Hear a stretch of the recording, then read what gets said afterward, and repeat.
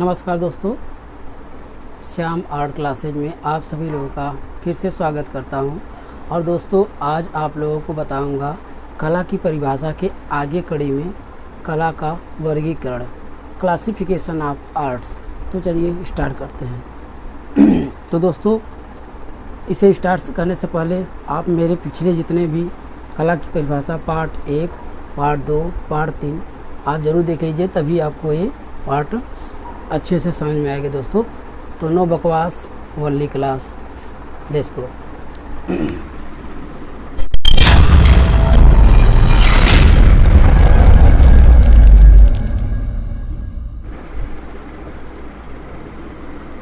कला का वर्गीकरण।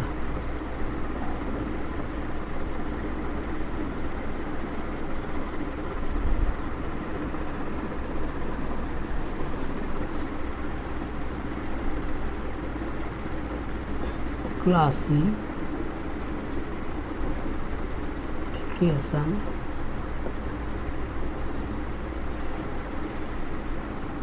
Of art.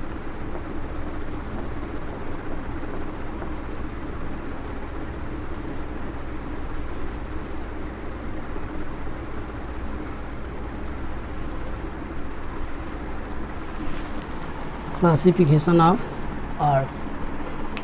दोस्तों,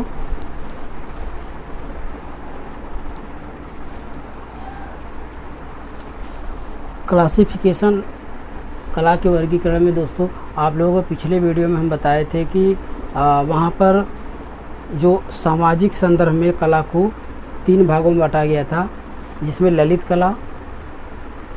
कला था, पॉपुलर कला थी और लोक कला थी। तो हमने दोस्तों आप लोगों को ललित कला लिखा दिया है, पॉपुलर कला हम आपको लिखा रहे थे। लेकिन हम शुरुआत करते हैं दोस्तों शुरू से। सामाजिक संदर्भ में मुख्यतः कला की 3 धाराओं का विकास हुआ। सामाजिक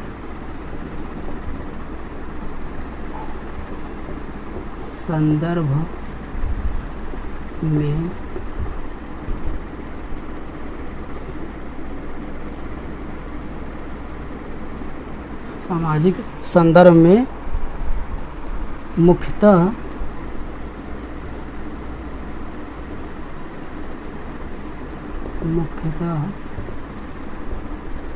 कला को 3 भागों में बांटा गया। और ये कौन कौन सी कलाएं? पहली कला है ललित कला।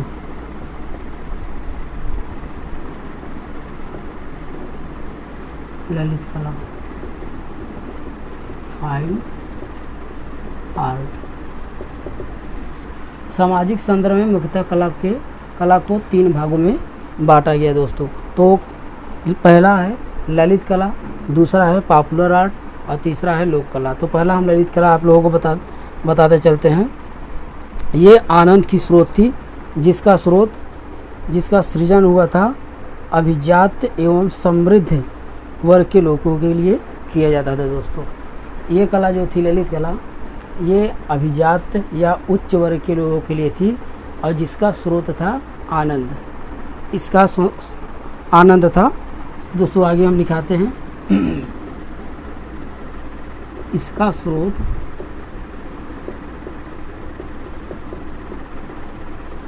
आनंद था तथा यह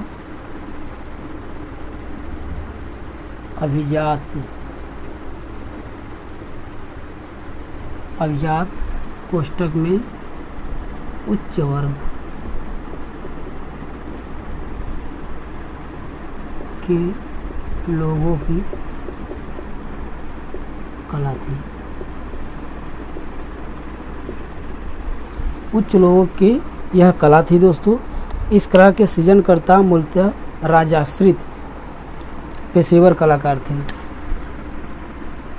इस कला के सृजनकर्ता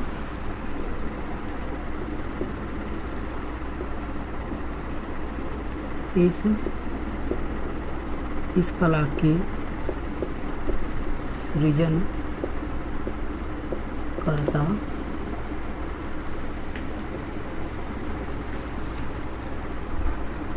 मूलतः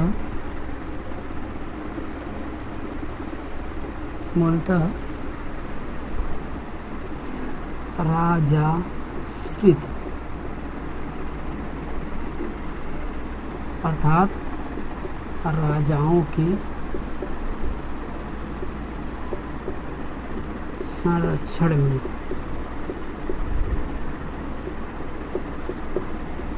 क्या थी ये?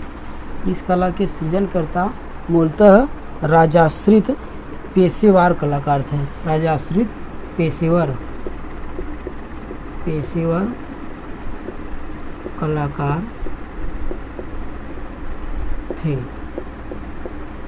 राजाश्रित पेशेवर कलाकार थे। इस कला के विकास, या आप कहिए इस कला के विकास का इतिहास। दोस्तों इस कला के पहले हम लिखा लेते हैं दोस्तों, उसके बाद आगे बताते हैं। इस कला के विकास का इतिहास गुप्तकाल। आगे देखते हैं दोस्तों क्या है। गुप्तकाल, अजंता एलोरा बाघ, अजंता एलोरा बाघ, अजंता एलोरा बाघ तथा इसके पश्चात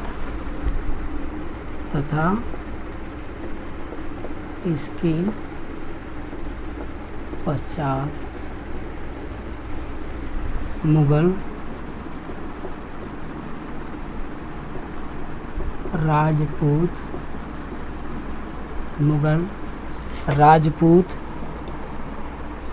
एवं पहाड़ी आदि शैलियों के अतिरिक्त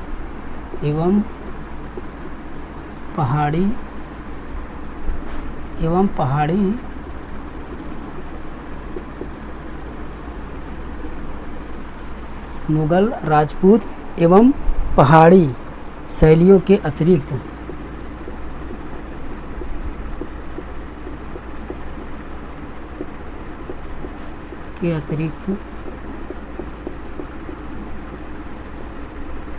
पहाड़ी शैलियों के अतिरिक्त और कौन कौन से शैली थी? बंगाल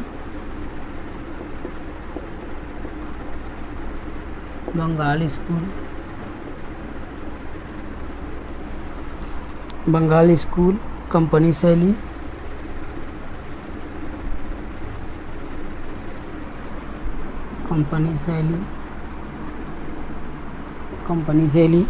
और कंपनी शैली व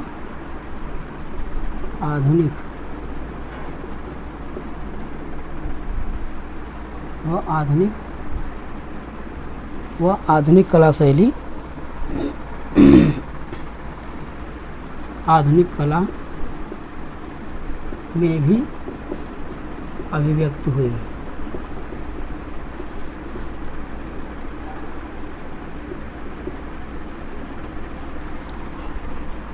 अब देखते हैं दोस्तों, इसके समझाते हुए चलते हैं हम लोग आगे।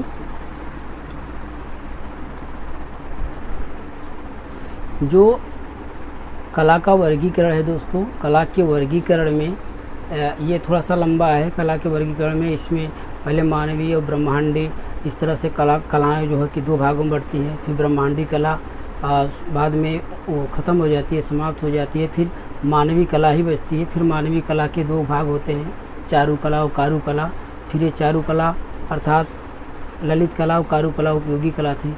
फिर आपके चारुकला अर्थात ललित कला के 5 भाग होते हैं, काव्य कला, संगीत, चित्रकला, मूर्तिकला और स्थापत्य कला होते हैं।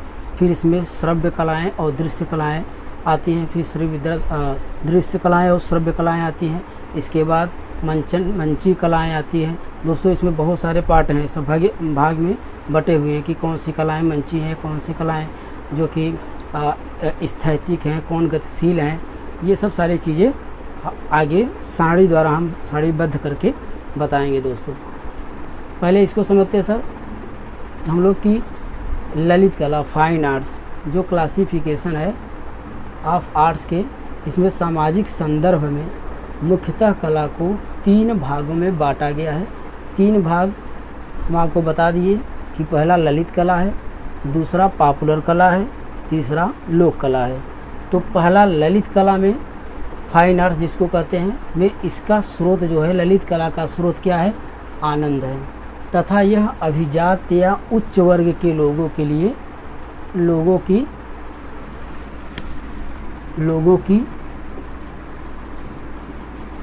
कला थी। इस कला के सृजनकर्ता अर्थात इसको बनाने वाले या जो बनवाने वाले थे, सृजनकर्ता जो थे, वो मूलतः राजाश्रित मतलब जो राजाओं के संरक्षण में रह के चित्रणकार करते थे, वो पेशेवर कलाकार थे।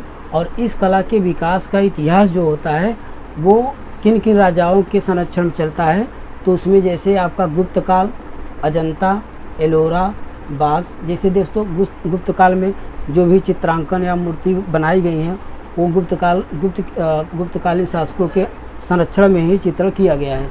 दूसरा अजंता जो कि महाराष्ट्र में है दोस्तों, सभी लोग जानते हैं, 1819 में इसकी खोज की गई थी। और दोस्तों अजंता जो है इसमें वाकाटक, गुप्तकाल, चालुक्यकाल, इन सभी का जो है कि योगदान रहा है, जिसमें वाकाटक राजाओं का सर्वाधिक योगदान इसमें रहा है। तो दोस्तों अजंता में वाकाटक और गुप्तकाल के राजाओं के आश्रय में चित्रकला, ललित कला का मतलब चित्रण हुआ। और फिर एलोरा हुआ। एलोरा दोस्तों आप जानते हैं, ये भी जो है कि राष्ट्रकूटों के राजाश्रम में पली फूली। और बाग जो है कि गुप्त शासकों के अंतर्गत आती है। तथा इसके पश्चात दोस्तों मुग़लों को आप जानते हैं दोस्तों, राजपूत राजाओं के राजाश्रय में। फिर पहाड़ी शैलियों के अतिरिक्त, पहाड़ी शैलियों में आप जानते हैं सर दोस्तों की पहाड़ी शैलियों में बहुत सारी शैलियाँ आती हैं, जिसमें आपके गुलेर हो गई, कांगड़ा हो गई, बसोले हो गई, नूरपुर हो गई। तो ऐसे बहुत सारी शैलियाँ उपशैलियाँ हैं जो राजाओं के संरक्षण में ये चित्रांकन कार्य होता था। इसके अतिरिक्त बंगाल स्कूल, कंपनी शैली व आधुनिक कला में भी अभिव्यक्त हुआ है इसका। दोस्तों इतना क्लियर हुआ आप लोगों को। फिर हम आगे चलते हैं। ये कला का वर्गीकरण का पहला भाग था। दूसरा भाग देखते हैं दोस्तों। दूसरा भाग पॉपुलर कला।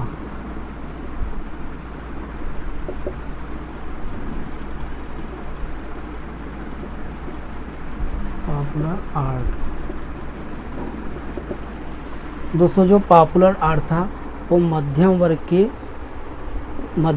के जो है कि अंतर्गत आता था। इसमें मध्यम वर्ग के जो व्यक्ति होते थे इसका प्रयोग करते हैं। ये कोई एक कला विशेष शैली नहीं थी। इसमें मध्यम वर्ग के जो व्यक्ति होते थे इसके अंतर्गत राजा रवि वर्मा में जैसे उन्होंने ओलियोग्राफ से प्रिंट निकाले हैं और उसी प्रिंट को उन्होंने मध्यम वर्ग के जहाँ तक मतलब जो चित्र लोगों तक साधारणतः नहीं पहुंच पाते थे, तो राजा रवि वर्मा ने ओलियोग्राफ के माध्यम से जो प्रिंट निकलवा के 20 रुपये में उन्होंने बेचा करते थे अपने प्रतियों को। तो वही पॉपुलर कला के अंतर्गत एक उत्कृष्ट उदाहरण मान सकते हैं दोस्तों।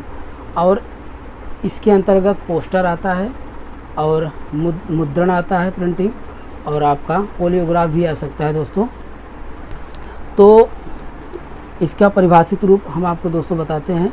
साधारणतः जन सामान्य, ग्रामीण। पॉपुलर कला वह कला नहीं है जो बहुत लोकप्रिय था, बल्कि यह वह कला थी जो मध्यम वर्ग के लोगों के लिए बृहद रूप से उत्पादित थी। मुद्रित चित्र, पोस्टर एवं कैलेंडर आदि की जाती थी दोस्तों।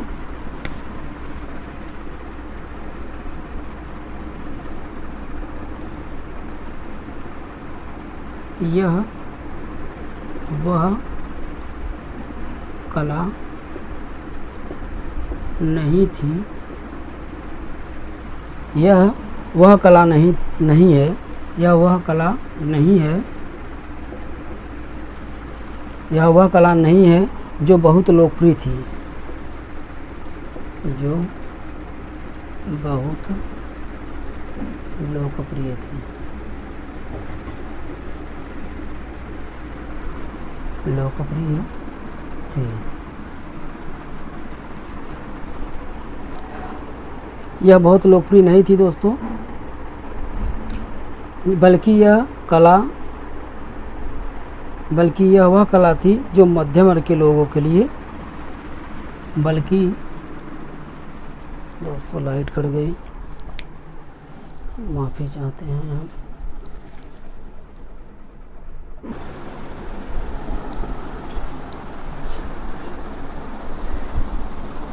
हाँ तो दोस्तों आगे आप लोगों को बता रहा था मैं कि दूसरा जो है पॉपुलर कला। तो पॉपुलर कला में यह वह कला नहीं है जो बहुत लोकप्रिय थी, बल्कि यह कला वह थी जो मध्यम वर्ग के लोगों के लिए बृहद रूप से उत्पादित मतलब इनके लिए एक अलग से उत्पादित करके बना के कोई चीज़ वितरण किया जाता था मध्यम वर्ग के लिए। उसमें क्या क्या आते थे, जैसे पोस्टर हो गया, पोस्टर बना के आप किसी को दे देते हैं तो वो एक पॉपुलर कला के अंतर्गत आती है। मुद्रित चित्र हो गया या कैलेंडर हो गया। जैसे आधुनिक कलाकार राजा रवि वर्मा द्वारा बनाए गए ओलियोग्राफ की विभिन्न प्रतियां।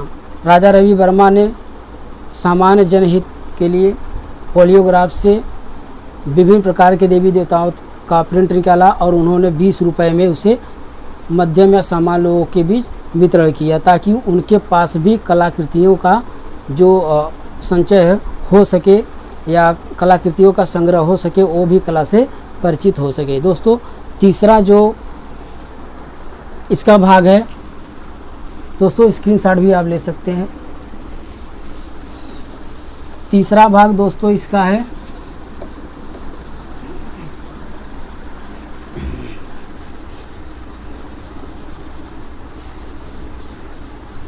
इरेज करते हैं।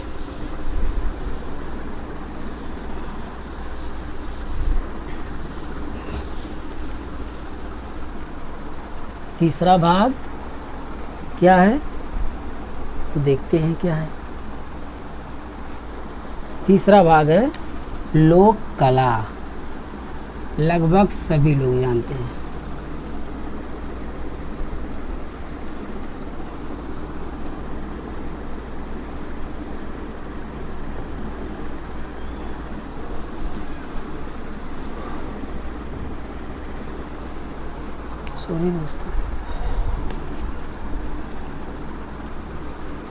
सॉरी दोस्तों थोड़ा सा मारकर। लोक कला अंग्रेजी में कहते हैं फोल्क आर्ट। सभी लोग इससे परिचित होंगे दोस्तों, क्योंकि आप सभी लोग बचपन से लेकर आज तक हमको लगता है खूब लोक कला खेलते होंगे। लोक कला तो बहुत है, शादी में आप डीजे पर करते होंगे डांस, कैसे ऐसे है ना दोस्तों। तो लोक कला में आते हैं फोल्क आर्ट। साधारणतः जन सामान्य ग्रामीण या देहाती लोगों की कला। साधारणतः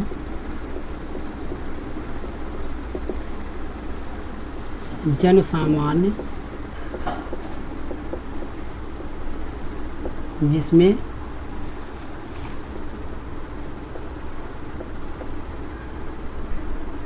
या देहाती कह सकते हैं, ग्रामीण या देहाती लोगों की कला। लोगों की कला जो लोगों की कला है जो लोगों द्वारा जो अप्रशिक्षित कला, जो अप्रशिक्षित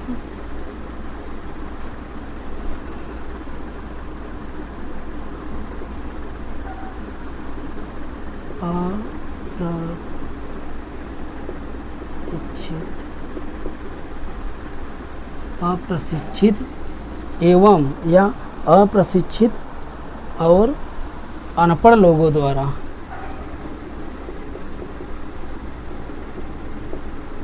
अनपढ़ लोगों द्वारा बनाई जाती थी।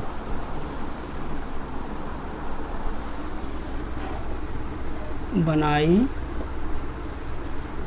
जाती थी, लोगों द्वारा बनाई जाती थी। आगे देखते हैं। यह कला हमारे पारिवारिक, सांस्कृतिक एवं धार्मिक जीवन की, यह कला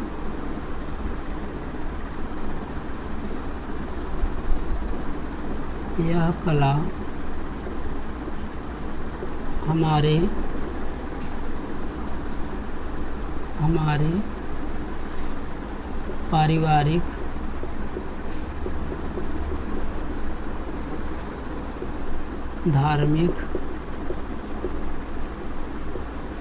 पारिवारिक, धार्मिक एवं सांस्कृतिक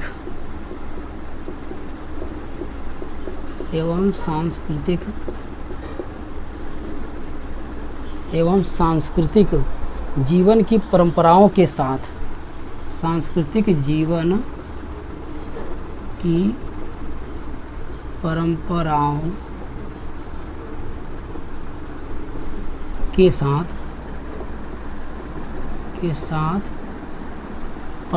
के साथ संबद्ध होकर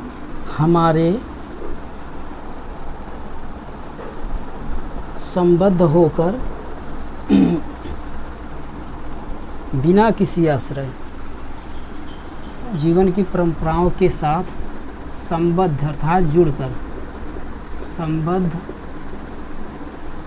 होकर बिना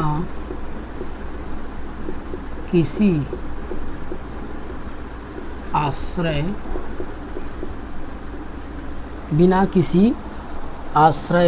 प्रोत्साहन एवं प्रलोभन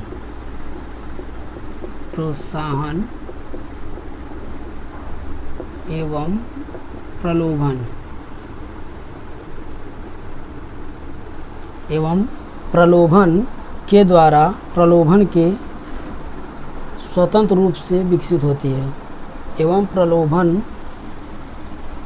के साथ संबंधों का बिना किसी आश्रय, प्रोत्साहन एवं प्रलोभन के रूप से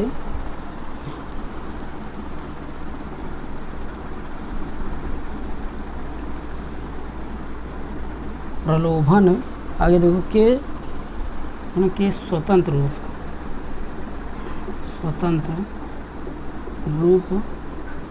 प्रलोभन के स्वतंत्र रूप से विकसित होती रही है,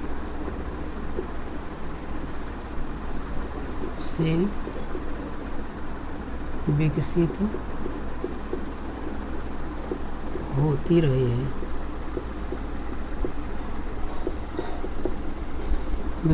होती रही है। यह है लोक कला दोस्तों अब इसको हम समझाते हुए चलते हैं थोड़ा सा। आप सभी लोग लगभग समझदार हैं दोस्तों, और सभी लोग लोक कला से परिचित हैं। सभी लोग, भले ही इसके बारे में ये लिखित रूप से भले ही जानकारी न हो, लेकिन आप लोग व्यवहारिक रूप में लोक कला से बचपन से ही, जीवन पर्यंत से लगभग ही आप लोग इससे परिचित हैं। लोक कला साधारण जनसामान्य, ग्रामीण या देहाती लोगों की कला है, जो अप्रशिक्षित, जो किसी भी संस्थान, विद्यालय एवं किसी कला सेंटर से इन्होंने शिक्षा नहीं ली। किसकी शिक्षा नहीं ली? लोक कला की। कहीं भी इन्होंने पढ़ाई नहीं की। उन्हें अप्रशिक्षित, अनपढ़ लोग, जो पढ़े लिखे नहीं होते, लोगों द्वारा बनाई जाती थी। यह हमारे पारिवारिक, धार्मिक एवं सांस्कृतिक जीवन से संबंधित होता है। जो लोक कला क्या है? हमारे पारिवारिक जीवन, परिवार में किसी प्रकार का उत्सव अगर होता है दोस्तों, तो वहाँ पर भी लोक कला हमें देखने को मिलता है। आप सभी लोग शादी के उत्सव वगैरह में देखते होंगे। धार्मिक है दोस्तों, धार्मिक उत्सव में भी आप जानते होंगे बहुत सारे धार्मिक उत्सव हैं अपने हिंदू धर्म में। तो वहाँ पर भी लोक कला देखने को मिलती है। एवं सांस्कृतिक जीवन, सांस्कृतिक बहुत सारे सांस्कृतिक महोत्सव होते हैं राष्ट्रीय और अंतर्राष्ट्रीय स्तर पर, एवं क्षेत्रीय स्थानों पर भी ये सब लोक कलाएँ होती हैं दोस्तों। बहुत सारे लोक कलाएँ हैं सर, जो बिना किसी आश्रय प्रलोभन के स्वतंत्र रूप से विकसित होती है। इसमें लोक कला ऐसी कला है दोस्तों जिसमें बिना किसी आश्रय, जैसे इससे पहले आप ललित कला हम आपको बताए हैं, उसमें राज्याश्रित पेशेवर कलाकार होते थे जो कि राजाओं के संरक्षण में चित्रकला का कार्य करते थे। लेकिन लोक कला में ऐसा नहीं था। लोक कला में बिना प्रलोभन, बिना किसी प्रोत्साहन एवं बिना किसी आश्रय के ये लोक कला विकसित होती थी। ये लोक कला स्वतंत्र रूप से विकसित होती रही है और आज तक भी होती है दोस्तों। हमने दोस्तों सामाजिक संदर्भ में मुख्यतः कला के 3 भागों को बताया है, जिसमें पहला ललित कला था जो कि अभिजात्य एवं उच्च वर्ग के लोगों की कला होती थी, जिसका स्रोत होता था आनंद होता था दोस्तों। और दूसरा जो दोस्तों था पॉपुलर कला थी, जो कि मध्यम वर्ग के लोगों के लिए होती थी। वह कला वह कौन है ये लोग, कहां से आते हैं? विशेष कला विधि नहीं थी, विशेषता एक कला नहीं थी। पॉपुलर कला वो मध्यम वर्ग के लोगों के लिए उत्पादित की जाती थी, मुद्रित की जाती थी, जैसे कैलेंडर, पोस्टर और मुद्रित चित्र होते थे। उसका जीता जागता उदाहरण राजा रवि वर्मा द्वारा बनाए गए ओलियोग्राफ के विभिन्न प्रिंट थे, जो उन्होंने सामान्य जनमानस के लिए 20 रुपये में वो प्रति बेचते थे, ताकि हमारी कलाएं जो हैं हर घर तक पहुंच सके। और तीसरी थी दोस्तों लोक कला, फोल्क आर्ट। इससे आप लोग सभी लोग परिचित हैं। यह सामान्य जनमानस की थी, देहाती एवं ग्रामीण क्षेत्र से संबंधित है लोक कला। किसी प्रशिक्षण अर्थात अप्रशिक्षित एवं अनपढ़ लोगों की कला होती थी। और इसमें जो कलाओं का सेंटर होता था, केंद्र होता था, वो पारिवारिक, धार्मिक एवं सांस्कृतिक। माफी चाहते हैं दोस्तों, इसमें बोला गया था। आपको बता रहे थे कि इसमें किसी जो है कि आश्रय, प्रोत्साहन और प्रलोभन की आवश्यकता नहीं होती थी। तो सामाजिक संदर्भ में मुख्यतः कला के 3 भाग थे, वो समाप्त हो गया दोस्तों। अब आगे चलते हैं दोस्तों, इसको इरेज करते हैं। बस हवा निकल गई।